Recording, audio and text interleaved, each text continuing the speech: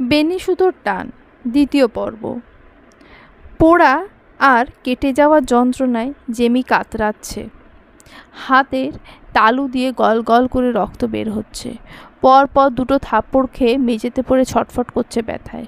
ওর সামনেই জায়ান রাগী চেহারা নিয়ে খাটের উপর বসে আছে। জেমি যন্ত্রণায় ছটফট করে কাঁদছে, সেদিকে ওর কোনো হুঁশই নেই।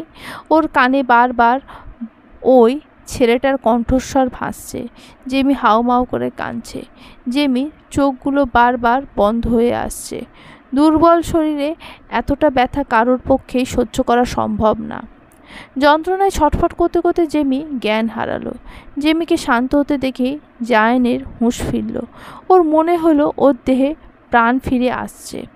এতক্ষণ ও কোনো দুনিয়ায় ছিল, ওর মনে নেই। জায়ান চারিদিকে একবার চোখ বুলিয়ে দেখল। ঘরে সারা মেঝেতে রক্ত দিয়ে মাখামাখি। জায়ান মুহূর্তেই জেমির কাছে দৌড়ে গিয়ে হাঁটু ভেঙে বসে জেমির মাথাটা কোলে নিয়ে দেখল জেমির জ্ঞান নেই। জায়ানের চোখটা জেমির হাতের দিকে যেতেই জায়ানের চোখ জোড়া বড় বড় হয়ে গেল। পুড়ে যাওয়া হাতের তালুতে কাঁচ ঢুকে আছে, সেখান থেকে গল গল করে রক্ত পড়ছে। হাতটা দেখতে এই মুহূর্তে ভয়ঙ্কর লাগছে। জায়ান দেখে আঁতকে উঠল। জায়ান জেমিকে কোলে তুলে খাটে নিয়ে শুইয়ে দিয়ে ডাক্তারকে ফোন দিল। জেমির এই অবস্থা দেখে ওর নিজের ওপর ভীষণ রাগ হচ্ছে। আবার ছেলেটার কথা মনে উঠতেই জেমির ওপর রাগে মাথা ফেটে যাচ্ছে। জেমি ওকে ঠকাচ্ছে ভাবতে ওর রাগ বেড়ে চলেছে। ডাক্তার আসার আগেই জায়ান রুমটা তড়িঘড়ি করে পরিষ্কার করে নিল। ডাক্তার এসে জেমির হাতটা ব্যান্ডেজ করে দিয়ে ওষুধ দিয়ে গেল। জায়ান জেমির পাশে বসে আর হাতটা আঁকড়ে ধরে বলতে লাগলো, তুমি আমাকে কেন ঠকাচ্ছ? তুমি নিজেও জানো না তোমার সাথে ঠিক কী হবে। এর থেকেও ভয়ঙ্কর শাস্তি হবে তোমার, ভয়ঙ্কর। বলেই রাগে হনহন করে বেরিয়ে গেল। জেমির জ্ঞান ফিরতে মাথায় প্রচণ্ড ব্যথা অনুভব করলো। সারা শরীর ব্যথায় জর্জরিত হয়ে আছে। চোখ খুলে চারিদিকে তাকাতেই নিজেকে খাটের উপর আবিষ্কার করলো। জায়ানের আঘাতের কথা আর হাতের যন্ত্রণার কথা মনে পড়তে জেমি লাফিয়ে উঠে বসে পড়ল। হাতের দিকে নজর দিতে দেখলো হাতটা ব্যান্ডেজ করা। জেমির মুখের দিয়ে ওর নিজের অজান্তেই বেরিয়ে এলো, ব্যান্ডেজ কে করলো? আর আমি এখানেই বা কী করে এলাম? মনে পড়ছে না কেন আমার। বলেই মাথাটা চেপে ধরল। মাথাটা প্রচণ্ড ভারী মনে হচ্ছে ওর। চারিদিকে চোখ বুলিয়ে জায়ানকে কোথাও দেখতে পেল না। বাড়িটা নিস্তব্ধ লাগছে ওর। ইরা বেগম কি বাড়িতে নেই? জেমি ঘড়ির দিকে নজর দিতে দেখল সন্ধ্যা 7:30 বাজে। কিছুক্ষণ আগে ঘটে যাওয়া ঘটনা মনে করতেই জেমি আঁতকে উঠল ভয়ে। জায়ানের পশুর মতো আচরণ, জায়ানের প্রতি ঘৃণা আরও বাড়াচ্ছে। হঠাৎ করেই কলিং বেলের আওয়াজ কানে আসতেই জেমি দুর্বল শরীর নিয়ে এগিয়ে গেল দরজার দিকে। দরজা খুলতে একটা অপরিচিত মেয়েকে দাঁড়িয়ে থাকতে দেখে অনেকটা অবাক চোখে মেয়েটার দিকে তাকিয়ে আছে জেমি। মেয়েটা জেমিকে দেখে একটু মুচকি হেসে জেমিকে হুট করে জড়িয়ে ধরতে জেমি ভ্যাবাচাকা খেয়ে গেল। জেমিকে জড়িয়ে ধরে মেয়েটা হাস্যোজ্জ্বল মুখে বলে উঠল, হে ভাবিপু, কেমন আছো? জেমি কি বলবে খুঁজে না পেয়ে সোজা প্রশ্ন করে বসলো, তোমাকে ঠিক চিনতে পারলাম না, কে তুমি? মেয়েটা একটু হেসে জবাব দিল, আমি মায়া, সম্পর্কে তোমার ননদ, জায়ানের খালাতো বোন। অবশ্য আমাকে চেনার কথাও না। তোমাদের বিয়েতে আমি আসতে পারিনি। আজই বাংলাদেশ ব্যাক করেছি আর এসেই সোজা তোমার সাথে দেখা করতে চলে এসেছি। মায়ার জবাবে জেমি সৌজন্যতা খাতিরে একটু হাসার চেষ্টা করলো।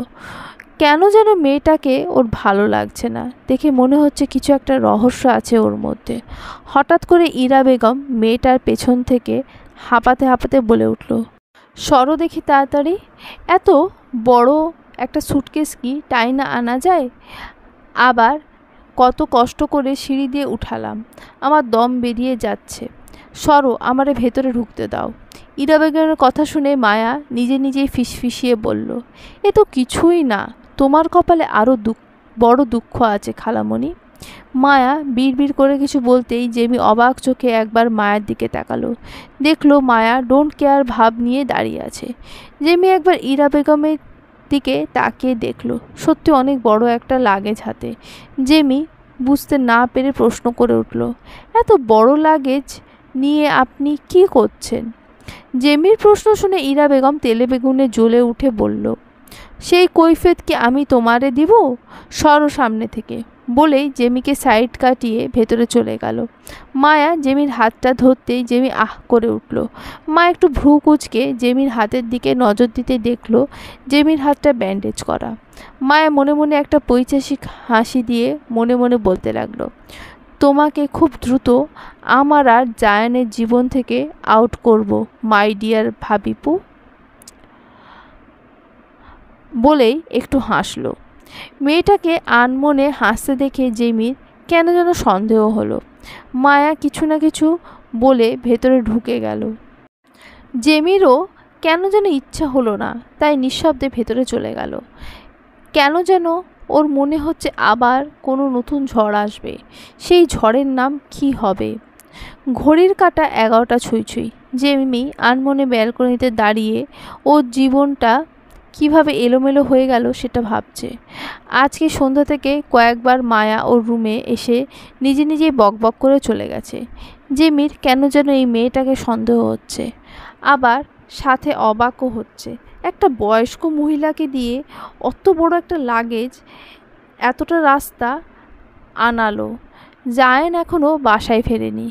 জেমি এইসব ভাবছিল, আর হঠাৎ করে পেছন থেকে কেউ ওর কাঁধে হাত রাখতেই জেমি হকচকিয়ে উঠে পেছন ফিরতে জায়ানকে দেখতে পেল।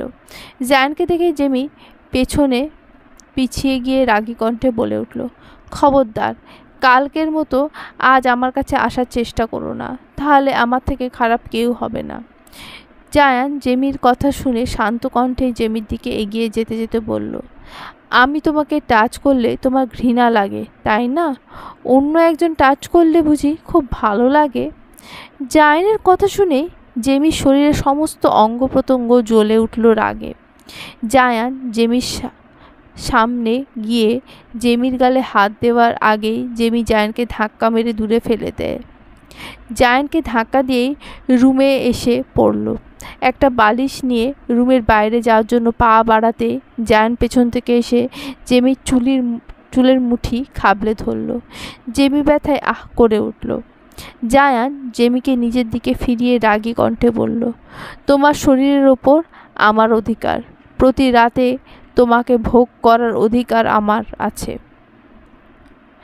জায়ানের কথা শুনে জেমি নিজের সমস্ত শক্তি দিয়ে জায়ানকে কাছ থেকে ছাড়িয়ে পায়ের জুতো খুলে সোজা জায়ানের গালে জুতোর বাড়ি বসিয়ে দিল। জেমির এহেতুক কাণ্ডে জায়ান সাথে সাথে জেমির দিকে অগ্নি দৃষ্টি নিক্ষেপ করল। জায়ান জেমিকে কিছু বলার জন্য এগিয়ে যেতেই জেমি জায়ানের হাতটা মুচড়ে ধরে রাগী স্বরে বলে উঠল, নারীকে ভোগ্যপণ্য হিসেবে দেখো তাই না? তোমার মতো জঘন্য মানসিকতার মানুষ আমি আমার জীবনে দুটো দেখিনি। কি ভেবেছিলে আমাকে যেমন খুশি তেমনভাবে পশুর মতো অত্যাচার করবে আর আমি সবটা মুখ বুজে মেনে নেব? আজ একটা কথা কান খুলে শুনে রাখো, নারী সস্তার না। যে নারী অল্প আঘাতে কান্না করে ভেসিয়ে দিতে পারে, সে নারী হাজার আঘাতেও কঠোরের ন্যায় শক্ত হয়ে ঠাঁই দাঁড়িয়ে থাকতে পারে। যে নারী পরিস্থিতি বুঝে অনেক অত্যাচার মুখ বুঝে মেনে নেয়, সেই নারী যখন সব সহ্য করতে করতে দেওয়ালে পিঠ থেকে যায়, তখন সে ভয়ঙ্কর রূপ ধারণ করতে পারে। তাই নারীকে সস্তার মনে করো না। আজ থেকে প্রত্যেকটা অন্যায়ের শাস্তি আমি তোমাকে গুনে গুনে দেব। মানি না তোমাকে স্বামী হিসেবে, তাই আমার অথবা আমার শরীরের ওপর তোমার কোনো অধিকার নেই। Mind it. বলেই জায়ানকে ধাক্কা মেরে ফেলে জেমি রুম ত্যাগ করল। হাতের ক্ষতটার ব্যথা ক্রমশ বেড়ে যাচ্ছে জেমির। হাতের পোড়া জায়গার ওপরে চামড়া উঠে যাচ্ছে। জেমি মেঝেতে বসে বিছানা চাদরটা খামচে ধরে শান্ত হয়ে বসে আছে। ওর শরীর কাঁপছে রাগে।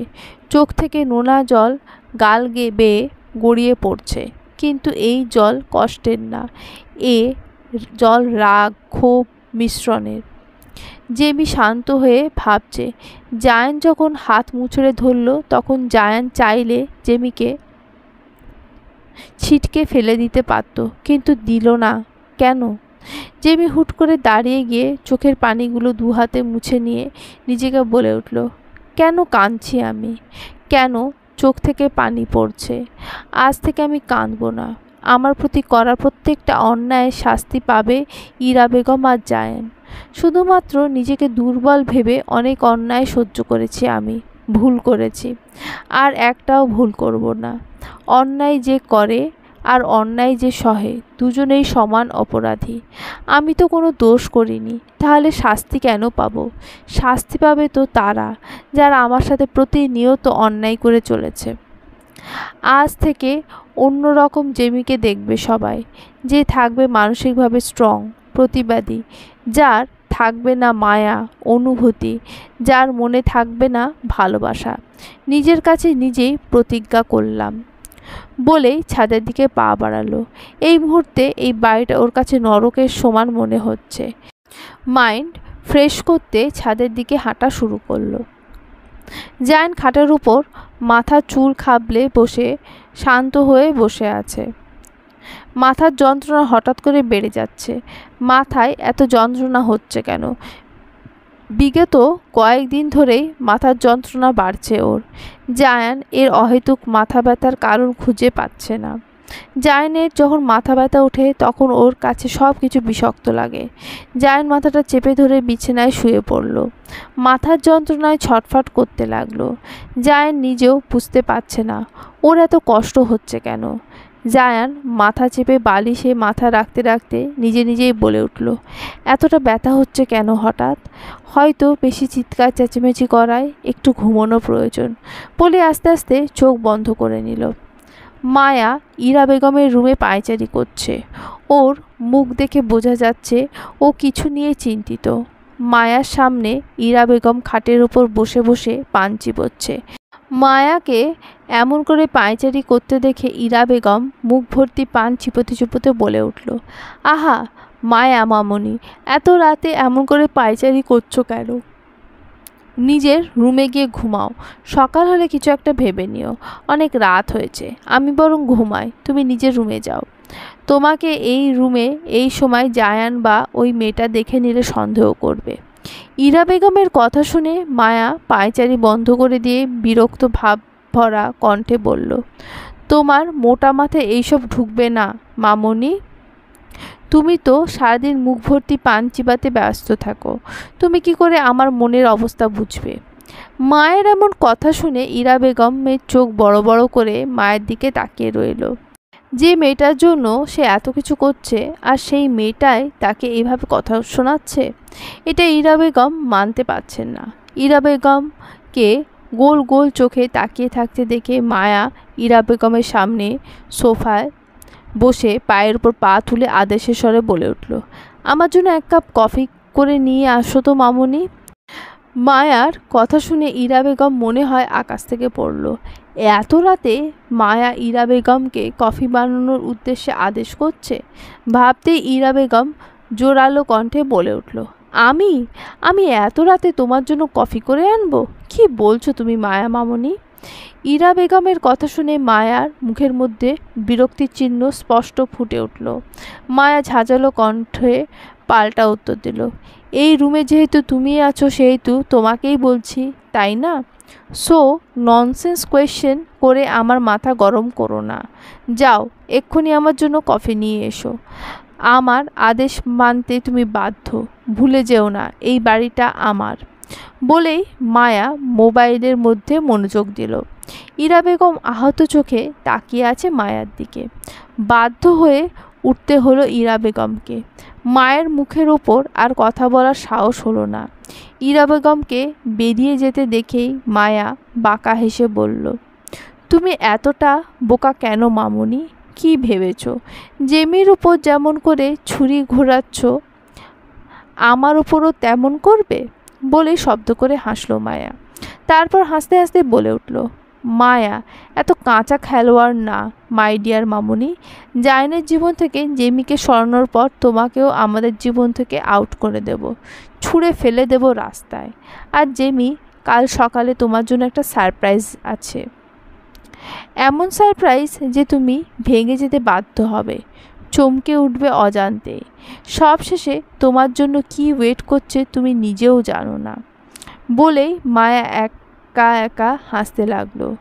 ওর খুশিতে বাঁধ মানছে না। দীর্ঘ 4 বছর পর ওর চাওয়া পূর্ণ হতে যাচ্ছে। ইরা বেগম রান্নাঘরে এসে রাগে ফেটে পড়ল। রাগে গা জ্বলে উঠল তার।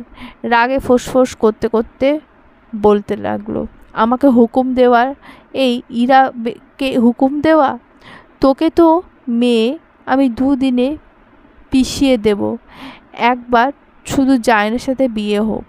তোকে যদি ওই মেয়েটার মতো নাকে দড়ি দিয়ে না ঘুরিয়েছি আমার নাম ইরা না। ইরা বেগম রাগে বকবক করছে আর কফি বানাচ্ছে। মায়াকে জায়নের বউ করতে চাওয়ার পেছনে কারণটা হলো মায়ের বাবার সম্পত্তি আর এই 2 তলা বাড়ি হাতানোর লোভ। মায়া ইরা বেগমের উদ্দেশ্যটা খুব ভালো করেই জানে। ইরা বেগমের লোভের অন্ধ হয়ে যে অন্যায় করছে তার পরিণাম কি হবে সে ভাবতেও পারছে না।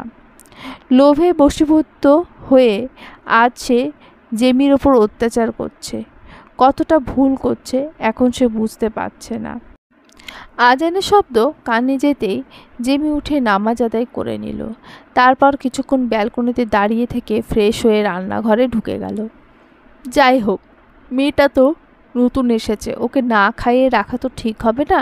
রান্নাঘরে গিয়েই জেমি ওর নিজের মতো রান্না মনোযোগ দিল। হাতের পোড়া আর কাটা ক্ষত দুটোই ব্যথা আজ একটু কম, তাই সাবধানে কাজ করছে। সবার জন্য নাস্তা বানাতে বানাতে ঘড়ির কাঁটা 8টা ছুঁই ছুঁই। জেমি সব নাস্তাগুলো টেবিলে সাজিয়ে রেখে নিজের রুমের দিকে যাওয়ার সময় খেয়াল করলো জায়নের রুমের দরজাটা বন্ধ। এতক্ষণ তো জায়ন অফিসে যাওয়ার জন্য উঠে পড়ার কথা। কৌতূহলবশত জেমি জায়নের রুমের দরজায় হাত দিতেই দরজাটা একটু খুলে গেল। জেমি ভেতরে উঁকি মারতেই ওর হাত পা ঠান্ডা হয়ে গেল। এই দৃশ্য দেখার মতো শক্তি ওর শরীরে অবশিষ্ট নেই।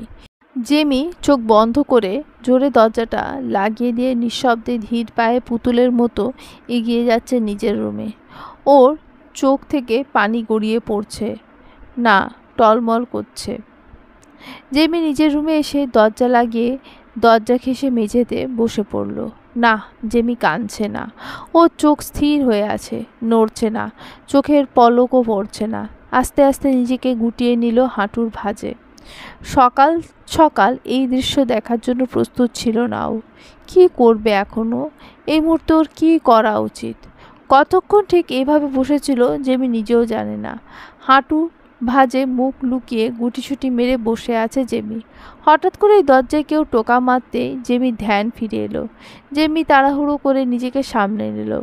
চোখের কোণে জমে থাকা জল শাড়ির আঁচলে মুছে নিয়ে দরজা খুলতেই মায়ার বিভৎস বিধ্বস্ত অবস্থা চোখের সামনে দাঁড়িয়ে থাকতে দেখে জেমি অসহায় চাহনি নিক্ষেপ করে আছে মায়ার দিকে। মায়াকে দেখে বোঝা যাচ্ছে ও সারা রাত কেঁদেছে। চোখের চারপাশ লাল হয়ে ফুলে আছে, চোখের কোণে জল জমে আছে, চুলগুলো এলোমেলো হয়ে ঘাড়ের উপর ছড়িয়ে আছে, ঠোঁটের নিচে খানিকটা ফুলে লাল হয়ে আছে। মায়াকে এই অবস্থায় দেখেই জেমির বুকের ভেতরটা মুচড়ে উঠল। জেমির কণ্ঠস্বর নিমেষেই হাওয়া হয়ে যেতে লাগলো। জেমি কিছু বলতে চেয়েও পারছে না। সব শব্দগুলো জেমির গলায় জট পাকিয়ে আছে। জেমি কয়েকবার ঢোক গিলে ঝড় পাকানো স্বরে বলে উঠল, তো তোমার এই অবস্থা কেন মায়া? জেমি মায়াকে প্রশ্ন করতেই মায়া হুট করে জেমিকে জড়িয়ে কেঁদে উঠল। আমার সব শেষ হয়ে গেছে। আমি এখন আমার বাবা মায়ের সামনে কোন মুখে দাঁড়াবো? আমি এখন কি করব? তুমি বলে দাও প্লিজ। নিজেকে শেষ করে দিতে ইচ্ছে করছে। কাল রাত থেকে অসহ্য যন্ত্রণা ভোগ করে এসেছি, আর পাচ্ছি না, আমি আর পাচ্ছি না। বলে আরও কান্নায় ভেঙে পড়ল। জেমি এই মুহূর্তে কি বলবে খুঁজে পাচ্ছে না। রাগে ওর শরীর ফেটে যাচ্ছে। কিছুক্ষণ আগে নিজের চোখে যেই দৃশ্য দেখলো, এরপর মায়ের ওপর ওর রাগে মাথা ফেটে যাচ্ছে। জেমি কিছু না বলে শক্ত হয়ে দাঁড়িয়ে আছে। কিছুক্ষণ আগে এই সব ভেবে ও নিজেকে গুটিয়ে নিয়েছিল, কিন্তু এখন আর নিজেকে গুটালে চলবে না। জেমি মায়াকে নিজের থেকে ছাড়িয়ে নিয়ে শক্ত কণ্ঠে বলল, সবটা খুলে বলো মায়া, কি হয়েছে? আমি নিশ্চয়ই তোমার যোগ্য প্রাপ্যটা ফেরত দেব, বলো। জেমির কথা শুনে মায়া কাঁদো কাঁদো স্বরে বলল, জায়ান জায়ান জায়ান আমার সাথে, বলে আবার কেঁদে উঠল।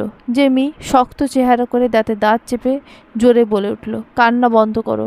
আই সে স্টপ মায়া, কি হয়েছে খুলে বলো, তোমার এই অবস্থা কেন? জেমির কথা শুনে মায়া কাঁদতে কাঁদতে বলতে লাগলো, কাল রাতে জায়ান আমার শরীর ভোগ করেছে শকুনের মতো খুবলে খেয়ে। আর বলতে পারল না, তার আগেই ওর গালে সজোরে একটা থাপ্পড় বসিয়ে দিল জেমি। থাপ্পড় খেয়েই মায়া ঘুরে তাকাতে আবারও আরেকটা থাপ্পড় পড়ল মায়ার গালে। দ্বিতীয় থাপ্পড় দিয়ে পরপর আরও দুটো থাপ্পড় বসিয়ে দিল মায়ের গালে। পরপর 4টে থাপ্পড় খেয়ে মায়া মাথাটা কিছুটা ঘুরে গেল। ফর্সা গাল দুটো লাল টকটকে হয়ে আছে। মায়া গালে হাত দিয়ে অগ্নিদৃষ্টিতে তাকিয়ে আছে জেমির দিকে। মায়া ঠোঁট আর শরীর সমানে রাগে কেঁপে উঠছে বারবার। মায়া জোরে চিৎকার করে বলতে লাগলো, হাউ ডেয়ার ইউ, তুমি আমার গায়ে হাত তুললে? এত বড় সাহস তোমার? আমি তোমার কাছে আমার সাথে হওয়া অন্যায়ের বিচার চাইতে এসেছি, আর তুমি আমাকে থাপ্পড় মারলে? তোমাকে আমি, বলেই মায়া জেমির দিকে তেড়ে যেতেই জেমি খপ করে মায়ের হাতটা ধরে পিঠের সাথে মুচড়ে ধরে রাগী কণ্ঠে বলে উঠল, এই থাপ্পড়গুলো তোমার কুকর্মের কাছে খুব সামান্য। এতটা নীচ তুমি? নিজের সম্মানে এত বড় দাগ লাগাতে তোমার লজ্জা করলো না? কি করে পারলে এই কাজটা করতে? আজ তুমি শুধু তোমার গায়ে দাগ লাগাওনি, আজ তুমি পুরো মেয়ে জাতির গায়ে দাগ লাগালে। নিজের শরীরটা এতই সস্তা করে দিয়েছো যে এই নোংরা খেলা খেলতে চাইছো? এতটা নোংরা একটা মেয়ে কি করে হতে পারে? একবার ভেবেছো এই কথাগুলো বাইরের লোক জানলে তুমি সমাজে মুখ দেখাবে কি করে? ছি মায়া, ছি, তোমার এই শরীরে হাত দিতেও আমার ঘৃণা হচ্ছে, বলেই জিমি মায়াকে ছিটকে সরিয়ে দিল। মায়ের আগে ফোঁস করছে। জেমি মায়াকে ছিটকে সরিয়ে দিতেই মায়া ফোঁস করে বলে উঠল, এই মেয়ে, তোমার কি মনে হয় আমি বানিয়ে বানিয়ে এইসব বলছি? তাহলে আমার দিকে চেয়ে দেখো একবার, লুক অ্যাট মি। আমার এই অবস্থা হলো কি করে বলো? Answer me. মায়া চিৎকার করে বলতেই জেমি পাল্টা চোখ গরম করে মায়ের মুখের সামনে আঙুল তুলে জোরালো কণ্ঠে বলল, গলা নামিয়ে কথা বলো। তোমার মতো নোংরা রাস্তার মেয়ের মুখে গলা উঁচিয়ে কথা বলা মানায় না। নিজের শরীরে নিজেই কলঙ্কের দাগ লাগিয়ে এখন তুমি গলা চেঁচিয়ে কথা বলছো? কি ভাবছো জেমি বোকা, তুমি যা বলবে তাই বিশ্বাস করে জায়ানকে ছেড়ে চলে যাবে? ব্যাপারটা নিতান্তই হাস্যকর। জায়ান আমার সাথে যে অন্যায় করেছে সেই অন্যায়ের শাস্তি যতদিন না অবধি ও পাচ্ছে ততদিন এখান থেকে আমি কোথাও এক পা নড়ব না। কথাটা মাথায় ঢুকিয়ে নাও। এক্ষুনি আমার চোখের সামনে থেকে দূর হয়ে যাও। তোমার নোংরা চেহারাটাও দেখতে করুণা হচ্ছে আমার। Get out. জেমি চিৎকার শুনে মায়া রাগে কাঁপছে। কাঁপার জন্য পাল্টা জবাব দিতে যেও পাচ্ছে না, কারণ মায়া ভালো করেই বুঝে গেছে জেমি সবটা জানে। কিন্তু কি করে জানলো এই বিষয়টাই বুঝতে পারছে না। মায়া রাগে দাঁত কড়মড় করতে করতে বলল, আজকে এই অপমানের ফলাফল কতটা ভয়ঙ্কর হবে তুমি কল্পনাও করতে পারছো না। প্রত্যেকটা থাপ্পড়ের হিসাব আমি তুলব। মায়ের কথা শুনে জেমি কিছু বলতে যাবে তখনই পেছন থেকে কেউ বলে উঠল, কোন থাপ্পড়ের হিসেব তুলবে তুমি মায়া? এত চিৎকার চেঁচামেচি কিসের জন্য সকালবেলা?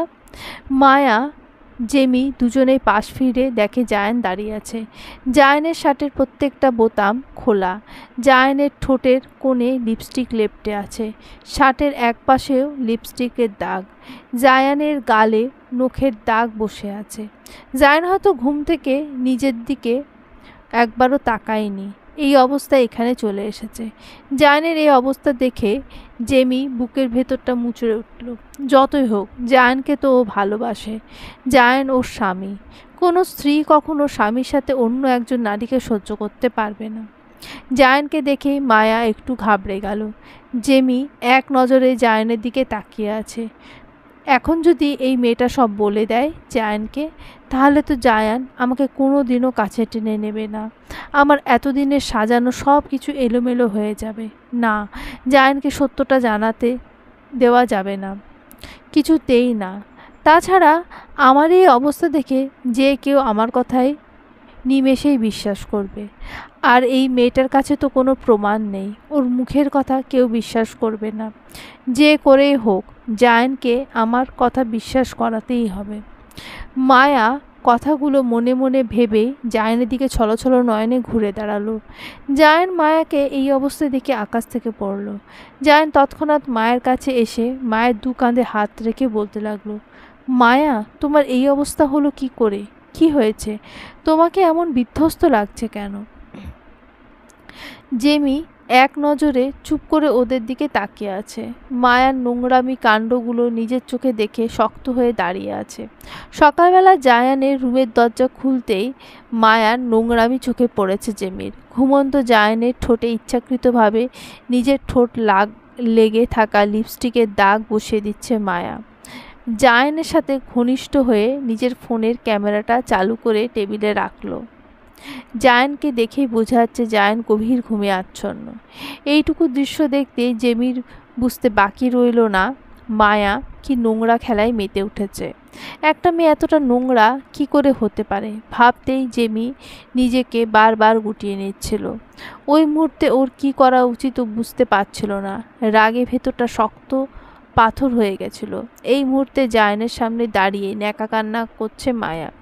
জায়ান একের পর এক প্রশ্ন ছুড়ে দিচ্ছে মায়ের দিকে। জেমি বুকে হাত ভাঁজ করে দাঁড়িয়ে আছে। মায়া আর কি করতে পারে দেখতে। মায়া আর চোখে একবার জেমির দিকে তাকিয়ে জায়ানকে এক ধাক্কা দিয়ে সরিয়ে বলে উঠল, তুমি আমাকে টাচ করবে না জায়ান, আই হেট ইউ। তুমি এতটা নিচে নামতে পারলে জায়ান? মায়া কথা শুনে জায়ান ভ্রুগুলো কুঁচকে এলো। জোরে বলে উঠল, হোয়াট? কি বলছো আবোল তাবোল? আমি কি করেছি মায়া? মায়া মনে মনে পৈশাচিক হাসি দিয়ে কাঁদো কাঁদো কণ্ঠে বলে উঠল, একবার নিজের মুখটা আয়নায় দেখো জায়ান, তারপর সবটা নিজেই বুঝে যাবে। জায়ান এতক্ষণ নিজের দিকে খেয়াল করলো। ওর হাত নখের আঁচড়ে ভরপুর, শার্টের বোতামগুলো খোলা। অজান্তেই নিজের মুখে হাত দিতেই হাতে লিপস্টিক লেগে আসলো। জায়ান নিজের অবস্থা কল্পনা করতে বিধ্বস্ত চোখে প্রথমেই জেমির দিকে তাকালো। জেমি শীতল চাহনি নিক্ষেপ করে আছে ওর দিকে। কি হয়েছে জায়ান, কিছু বুঝতে পারছো না? জায়ান কাঁপা কাঁপা কণ্ঠে বলে উঠল, আমার এই অবস্থা কেন? কি হয়েছে? মায়া, তুমি কি বলতে চাইছো? জায়ানের কথা শুনে মায়া কিছু বলতে যাবে তার আগে জেমি পাশ থেকে বলে উঠল, আমি বলছি। আসলে জেমির কথার মাঝে ব্যাঘাত ঘটিয়ে মায়া বলে উঠল, তুমি কি বলবে? তোমার জন্যই আজ আমার এই অবস্থা। তুমি যদি জায়ানকে একা ফেলে না আসতে, তাহলে জায়ান নিজের চাহিদা আমাকে দিয়ে পূরণ করতো না। মায়ার কথা শুনে জায়ান কয়েক পা পিছিয়ে গেল। ও স্নায়ু কাজ করা বন্ধ করে দিয়েছে হঠাৎ। শরীরের সমস্ত অঙ্গ প্রত্যঙ্গগুলো নিজের নিজের অবস্থানে স্থির হয়ে রইল। জায়ানের চোখ থেকে অটোমেটিক পানি গড়িয়ে পড়তে লাগলো। জেমি মায়ের কথা শুনে মায়ের সামনে গিয়ে মায়ের হাত থেকে ফোনটা এক টানে কেড়ে নিয়ে কড়া কণ্ঠে বলে উঠল, অন্যের জন্য কুয়া খুঁড়ে সেই কুয়ায় নিজেই পড়তে হয় মাই ডিয়ার ননদিনী। জাস্ট এক মিনিট বলেই মায়ের ফোন থেকে একটা ভিডিও ওপেন করে জায়ানের সামনে ধরল। মায়া ফোনটা আনলক করা ছিল বিধায় জেমির বেগ পেতে হলো না। খুব সহজেই মায়ার জালে মায়াকে ফাঁসিয়ে দিল। মায়া ভয়ে গলা শুকিয়ে আসছে। জায়ান ভিডিওটা দেখেই মায়ের দিকে অগ্নিদৃষ্টি নিক্ষেপ করলো। জায়ানের রাগী চাহনি দেখে মায়া আমতা আমতা করে কিছু বলতে যাবে, তার আগেই জায়ান শরীরের সমস্ত জোর দিয়ে চড় বসিয়ে দিল মায়ের গালে। রাগে মায়ার গাল চেপে ধরে দেওয়ালের সাথে মিশিয়ে নিয়ে চিৎকার করে বলে উঠল, তোর এত বড় সাহস! তুই আমার চরিত্রে কালি লাগানোর চেষ্টা করছিলি? আজ তোকে নিজের হাতে খুন করব আমি। কি করে পারলি এতটা নিচে নামতে? তোকে আজ আমি, বলে আরও জোরে চেপে ধরল মায়ের গলা। জেমি সমস্ত শক্তি দিয়ে জায়ানকে ছাড়ানোর চেষ্টা করছে। ওদের চিৎকারে ইরা বেগম ছুটে এসেছে। এমন দৃশ্য দেখে তিনি জায়ানকে ছাড়ানোর চেষ্টা করতে লাগলেন। এমন জোরে গলা চেপে ধরায় মায়ের দম বন্ধ হয়ে যেতে লাগলো। বেগম আর জেমি দুজনেই ধস্তাধস্তি করে জায়ানকে মায়ের কাছ থেকে ছাড়িয়ে আনতেই জায়ান রাগে ফোঁস করতে লাগলো। জায়ানের থেকে ছাড়া পেয়ে মায়া কাঁদতে লাগলো। কাঁদতে কাঁদতে ওর দম বন্ধ হয়ে যেতে লাগলো। ইরা বেগম ছুটে গিয়ে পানি এনে দিতে এক চুমুকে শেষ করে ফেলল। মায়া ফের কাঁদতে লাগলো। ওকে আমার চোখের সামনে থেকে এক্ষুনি দূরে সরিয়ে নিয়ে যাও মা, নয়তো ওকে আমি এই মুহূর্তে মেরে ফেলব। ইরা বেগম জায়ানের ধমক শুনে মায়াকে টানতে টানতে নিয়ে গেল। মায়া চলে যেতেই জেমি হাঁপ ছেড়ে বাঁচল। জায়ানের জেমির দিকে তাকাতে লজ্জা করছে। জায়ানের অবস্থা বুঝতে পেরে জেমি তাচ্ছিল্যের হাসি দিয়ে বলে উঠল, দেখলে তো নিজের চরিত্রে কালি লাগলে কতটা পড়ে। সত্যি মিথ্যা যাচাই না করে দিনের পর দিন তুমি আমার সাথে যেই অন্যায়গুলো করেছ, আমি তোমাকে কোনো দিন ক্ষমা করব না জায়ান, কোনো দিন না। ঘৃণা হয় আমার তোমার ওপর, আবার করুণাও, কারণ তুমি চোখ থাকতেও অন্ধ। একদিন অনেক আফসোস করবে। সারাদিন বাড়িটা নিস্তব্ধ ছিল। জায়ান সেই সকালে বেরিয়ে গেছে, এখনো বাড়ি ফেরেনি। মায়া নিজের রুমে জিনিস ভেঙে চুরে দরজা বন্ধ করে বসে আছে সকাল থেকে। জেমির শরীর আজ বড্ড খারাপ লাগছে। সকালের চেঁচামেচির পর আরও ক্লান্ত হয়ে গেছে শরীর। শুকনো খাবার খেয়ে নিজের রুমেই ছিল। ইরা বেগম বা মায়া কারোর মুখই দেখতে ইচ্ছে করছে না ওর। সারাদিন পেরিয়ে সন্ধ্যা অন্ধকার এসে গ্রাস করে নিল সবটা। জেমি নিজের রুমে বসে বসে ডায়েরি লিখছে। এই ডায়েরি লেখার অভ্যেসটা ও ছোট থেকে। মনের মধ্যে জমিয়ে রাখা কথাগুলো ডায়েরির পাতায় বন্দি করে রাখে ও। জায়ান এখনও বাসায় ফেরেনি। কলিং বেলের আওয়াজ শুনতেই জেমি গিয়ে দরজা খুলে জায়ানকে দেখতে পেল। জায়ানকে দেখে আজ বড্ড অচেনা মনে হচ্ছে জেমির। উস্কো খুস্কো চুলগুলো কপালে ছড়িয়ে আছে, মুখে লেগে আছে বিষণ্ণতা। জেমিকে দেখেই জায়ান ওর দিকে চোখ না দিয়েই ওকে পাশ কাটিয়ে চলে গেল। জেমিও একটা দীর্ঘশ্বাস ফেলে স্থান ত্যাগ করলো। জায়ানের নিজেকে বড্ড ছোট মনে হচ্ছে। নিজের ভেতরে অনুশোচনা কুরে কুরে খেয়েছে আজ সারাদিন। আজ জায়ান বুঝতে পারছে শুধুমাত্র রাগের বশে কতটা অন্যায় করেছে ও। জায়ান ওর মায়ের রুমের সামনে দিয়ে যাওয়ার সময় কিছু অপ্রত্যাশিত কথা শুনে থেমে গেল। ইরা বেগমের রুম থেকে কয়েকটা শব্দ ভেসে আসলো জায়ানের কানে। জায়ান একটু এগিয়ে দরজার পাশে গিয়ে দাঁড়াতেই শুনতে পেল, শুধুমাত্র তোমার কথায় আমি আমার ছেলের সংসারে আগুন লাগিয়েছি। নিজের হাতে নিজের ছেলের সংসার ভেঙেছি। ওই মেয়েটার গায়ে মিথ্যা অপবাদের বোঝা চাপিয়ে দিয়ে অত্যাচার করেছি। আর সেই তুমি আমাকে এইভাবে অপমান করছো মায়া? ইরা বেগমের কথা শুনতেই জায়ানের পায়ের তলার মাটি সরে গেল। মুহূর্তে ওর চোখ চারিদিক ঘুরতে লাগলো। একটা মা লোভের বশে এতটা নিচে নামতে পারে জায়ান ভাবতে পারছে না। রাগে হাত মুষ্টবদ্ধ করে দেওয়াল ঘেঁষে দাঁড়িয়ে আছে জায়ান। ওর শরীর রাগে থরথর করে কাঁপছে। জায়ান নিজের কানকে বিশ্বাস করতে পারছে না। ওর ভাবতেও কষ্ট হচ্ছে এই সব কিছুর জন্য ওর মা দায়ী। জায়ান শক্ত হয়ে দাঁড়িয়ে আছে। নিজেকে কন্ট্রোল করার মতো শক্তি ওর নেই। ওর মা এতটা নিচে নামতে পারল? ওর মায়ের কথা শুনে জেমিকে পশুর মতো অত্যাচার করেছে। জায়ান দাঁড়িয়ে এইসব ভাবছিল, তখনই ভেতর থেকে মায়ের কণ্ঠস্বর ভেসে আসলো। ইরা বেগমের কথা শুনে মায়া রেগে গিয়ে তাড়াতাড়ি ইরা বেগমের মুখ চেপে ধরে বলে উঠল, চুপ, একদম চুপ মামনি। দেওয়ালেরও কান আছে, ভুলে যেও না আমি একা দোষী নই, তুমিও সমান দোষে দোষী। মায়ের কথা শেষ হতেই জোরে দরজা খোলার শব্দে মায়া আর ইরা বেগম দুজনেই ভয় পেয়ে হকচকিয়ে উঠল। চোখের সামনে জায়ানকে অগ্নিমূর্তি হয়ে দাঁড়িয়ে থাকতে দেখে মায়া আর ইরা বেগমের মাথা যেন বাজ পড়ল। দুজনেই চোখ বড় বড় করে তাকিয়ে আছে জায়ানের দিকে। জায়ানের চোখ লাল টকটকে হয়ে আছে। জায়ানকে দেখেই মায়ার কপালে ঘাম জমতে শুরু করলো। মায়ের শরীর শীতল রক্ত বইতে শুরু করলো। ওর হাত পা মুহূর্তে ঠান্ডা হয়ে আসতে লাগলো।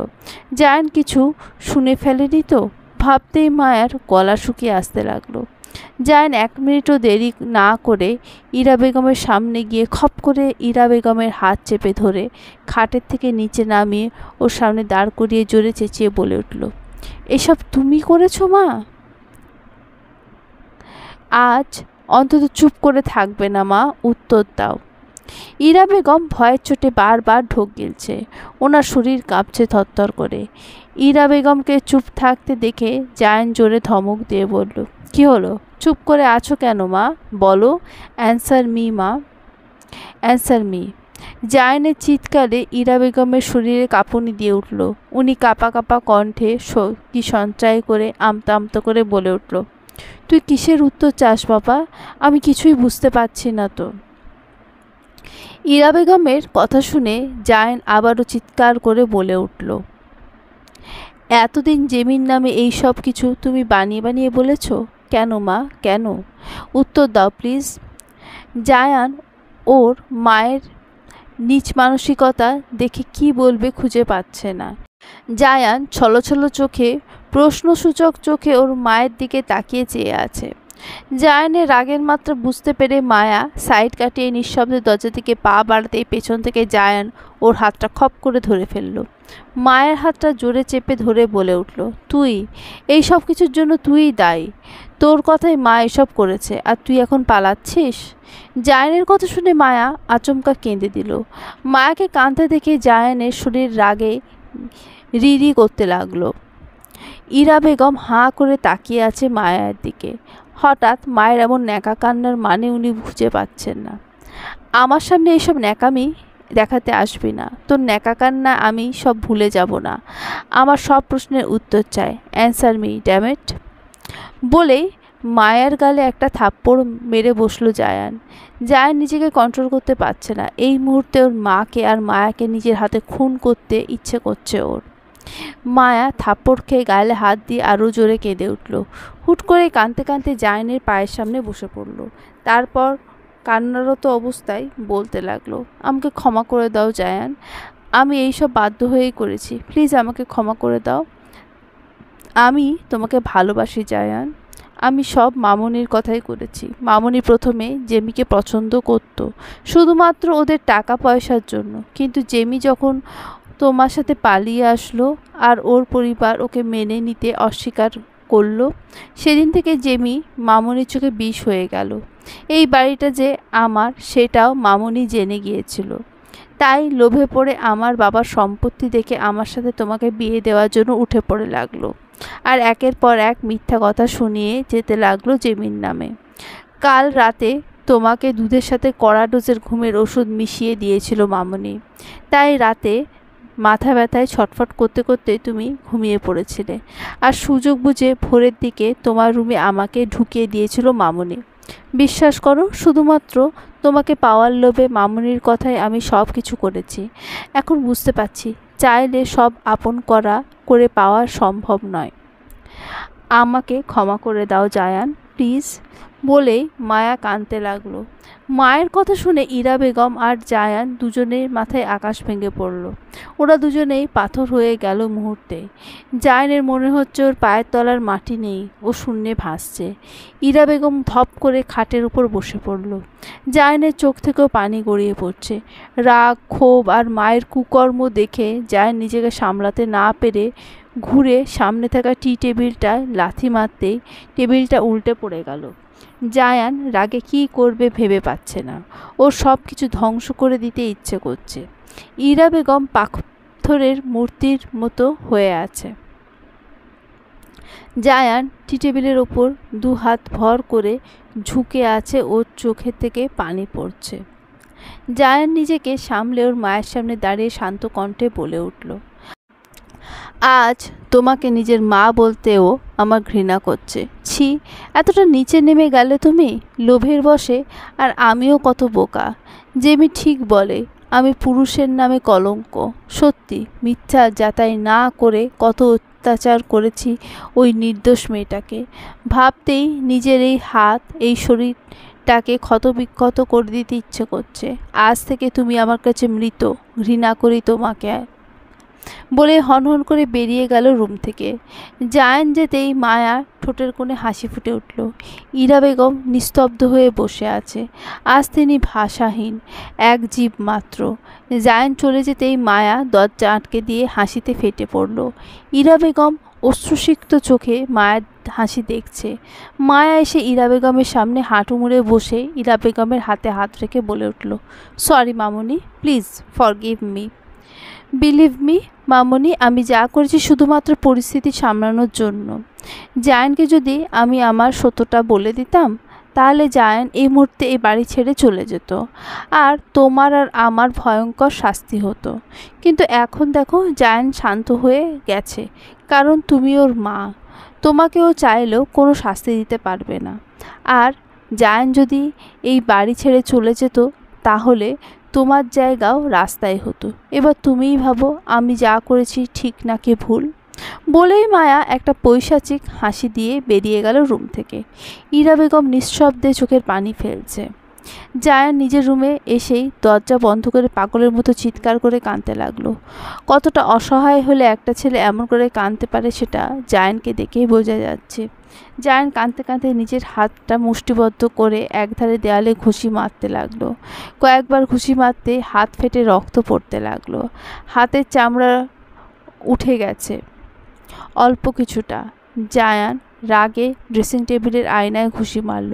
সেখান থেকে এক টুকরো কাঁচ নিয়ে এলোপাথারি হাতে আঘাত করতে লাগলো। নিজেকে পাগল পাগল লাগছে। জায়ানের হাত থেকে রক্ত পড়ছে টপ টপ করে। জায়ান জোরে কাঁদতে কাঁদতে বলতে লাগলো, আমি তোমার সামনে কোন মুখে দাঁড়াবো জেমি? কী করে গিয়ে দাঁড়াবো? আমি যে অন্যায় করেছি সেই অন্যায়ের ক্ষমা হয় না কখনো। আমি এতটা খারাপ হতে কি করে পারলাম? কি করে? আমার শাস্তি পাওয়া দরকার, খুব কঠিন শাস্তি। আমাকে শাস্তি দেবে জেমি? প্লিজ শাস্তি দাও। এই যন্ত্রণা নিয়ে আমি কি করে বেঁচে থাকবো? কি করে? বলে আবারও কাঁদতে লাগলো। ছেলেরা নাকি সহজে কান্না করে না। আর জায়ান কাঁদছে, অসহায়ের মতো কাঁদছে। কি শাস্তি দেবে নিজেকেও? জেমি নিজের রুমে ব্যালকনিতে দাঁড়িয়ে আছে। কিছুক্ষণ আগের ঘটনা সবটাই দরজার বাইরে দেখেছে। আজ জায়ান বুঝবে ও কত বড় অন্যায় করেছে। জায়ান এখন যাই করুক, জেমি কখনোই জায়ানকে ক্ষমা করবে না। কাল থেকে জায়ান বুঝবে অবহেলা কাকে বলে। কাল থেকে জায়ান বুঝবে কষ্ট কাকে বলে। নারী যেমন উজাড় করে ভালোবাসতে পারে, আবার আঘাত পেলে তাকে মন থেকে ছুঁড়েও ফেলতে পারে।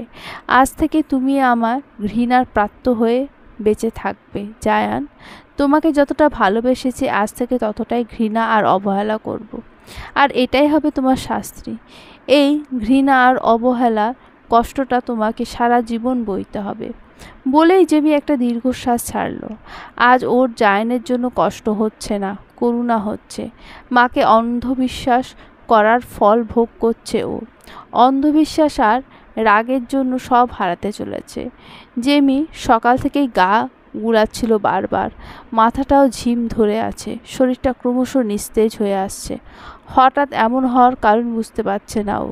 জেমির মাথাটা হঠাৎ করেই ঘুরতে লাগলো। জেমি ব্যালকনির গ্রিলটা শক্ত করে ধরে আছে। এখানে দাঁড়িয়ে থাকলে ও ঢুলে পড়ে যাবে সেটা খুব ভালো করে বোঝা যাচ্ছে। কোনো রকম দেওয়াল ধরে রুমে এসে খাটে শুয়ে পড়ল। জানলা দিয়ে সূর্যের আলো জেমির চোখে পড়তেই ঘুম ভেঙে গেল ওর। ঘুম ভাঙতেই মাথাটা ভার ভার মনে হচ্ছে। জেমি চোখ খুলতে ওর চারিদিক ঘুরতে লাগলো। জেমি পাশ ফিরতেই দেখলো জায়ান নিচে বসে খাটের উপর মাথা রেখে ঘুমিয়ে আছে। জায়ানের হাতটা জেমির হাতের মুঠোয়। জায়ানকে দেখতে এই মুহূর্তে নিষ্পাপ মনে হচ্ছে। জায়ানের মাথায় রাখতেও জেমির হাতটা সরিয়ে নিজের হাতের ওপর থেকে জায়ানের হাতটা সরাতেই জায়ান জেগে গেল। জেমিকে দেখেই জায়ান উঠে দাঁড়িয়ে মাথা নিচু করে ফেলল। জেমি কিছু না বলে খাট থেকে নেমে পা বাড়াতেই জায়ান কাপা হাতে জেমির হাতটা ধরতে জেমি সাথে হাতটা ছাড়িয়ে নিয়ে জায়ানের দিকে ঘুরে শক্ত কণ্ঠে বলল, এই হাত ধরার অধিকার এখন আর তোমার নেই। নেক্সট টাইম এই সাহস দেখিও না, ফলাফল বাজে হবে। জেমি কথাটা বলতেই জায়ান জেমির পায়ের কাছে ধপ করে হাঁটু ভেঙে বসে পড়ে কেঁদে উঠল। চলবে।